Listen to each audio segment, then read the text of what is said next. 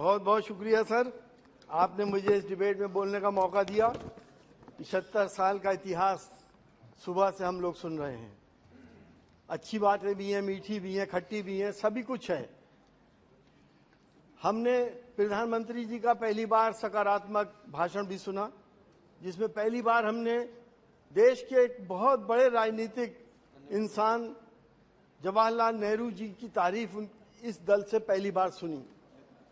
वो freedom fighter जो 9 साल तक जेल में रहे और उन्होंने देश को उस वक्त संभाला था जब हमारे देश में गाड़ियों में लकड़ी के पहिए चला करते थे। साइंस टेक्नोलॉजी में हम कहीं नहीं थे। धीरे धीरे हम आगे बढ़े और हम इस दौर में आ गए कि जहाँ सोफिस्टिकेटेड गाड़ियाँ और हर तरह की सुविधाएं हमें मैसर हैं। ये हमारी तरक्की होती चली गई। सर, मैं जब पहली बार सदन में आया, मैं तो पहली बार का सांसद हूं, मैंने सदन का शेप देखा, मुझे बापू का वो रंग बिरंगी गुलदस्ता याद आ गया। यहाँ पे हर धर्म के लोग, हर जाति के लोग, हर भाषा बोलने वाले लोग, हर रंग के लोग मौजूद थे और इस गुलदस्ते की खूबसूरती मैंने इस पार्लियामेंट के अंदर देखी। सर, हमने वो दौर भी देखा था जवाहरलाल नेहरू जी के बाद बहुत मिसेस इंदिरा गांधी भी तशरीफ लाई और इंदिरा गांधी के ज़माने में जब हमने एटॉमिक ब्लास्ट करा था, हम एटॉमिक पावर भी बने थे, वो भी पल हमारे लिए स्मरणीय हैं और गौरवशाली हैं।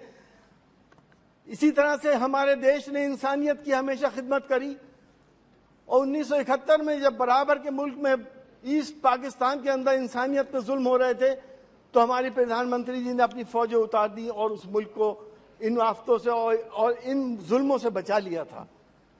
ये तमाम बातें हमारे देश में होती चली आई। सर, हम ये जानते हैं बहुत सी चीजें नकारात्मक भी हमने देखी।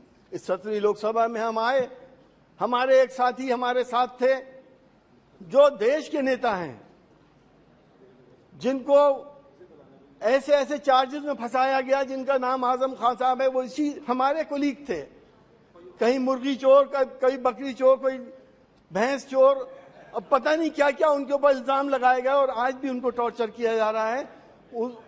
उस नेशनल लीडर के साथ ये सब कुछ हुआ और जब हमने अपने संरक्षक से शिकायत करी तो मुझे अफसोस के साथ कहना पड़ रहा है कि हमने अध्यक्ष जी को भी अब बहुत असहाय पाया। हमने प्रधानमंत्री जी से मिलने की कोशिश करी, हमें टाइम नहीं मिला। सर, प्रजातंत्र में ये परंपराएं हमारी समझ में नहीं आती कि प्रजातंत्र इस तरह से आगे बढ़ेगा या नहीं बढ़ेगा। हमने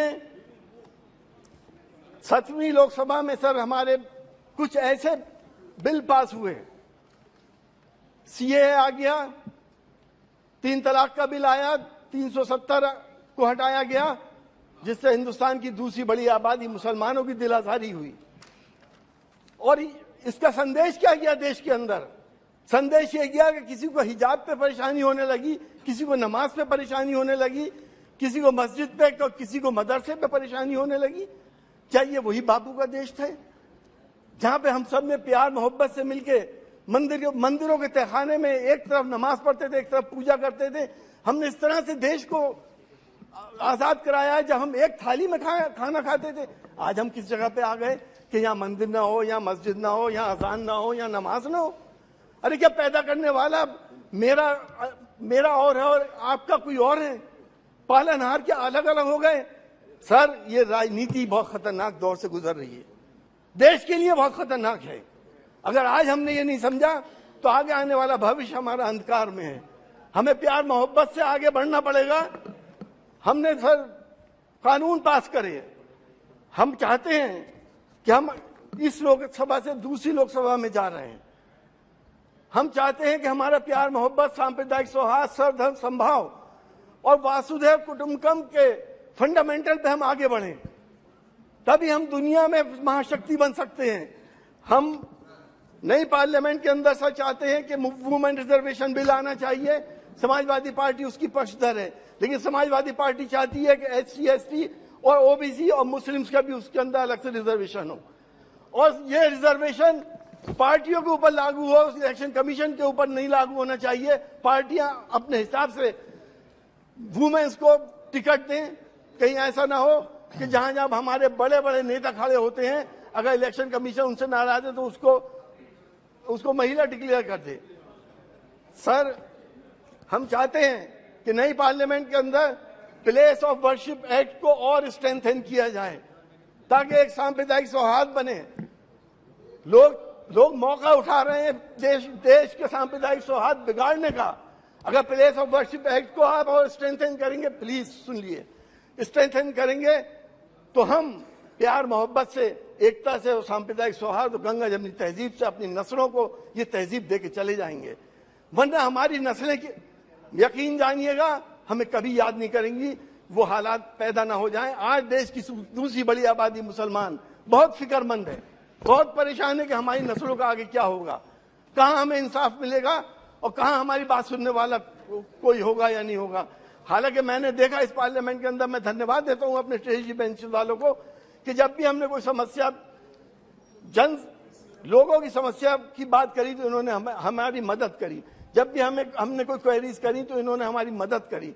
हमारे मनभेद हरगिज नहीं है, हमारे मतभेद जरूर हैं। वो हम पार्लियामेंट के अंदर हैं, अब बाहर हम सब एक हैं। सर, G20 हुआ, हमें खुशी है कि देश का नाम आगे बढ़ा। ऐसे आयोजन पहले भी बहुत हुए थे और होते रहने चाहिए। G20 से हमें किसी बात की कोई परेशानी नहीं है।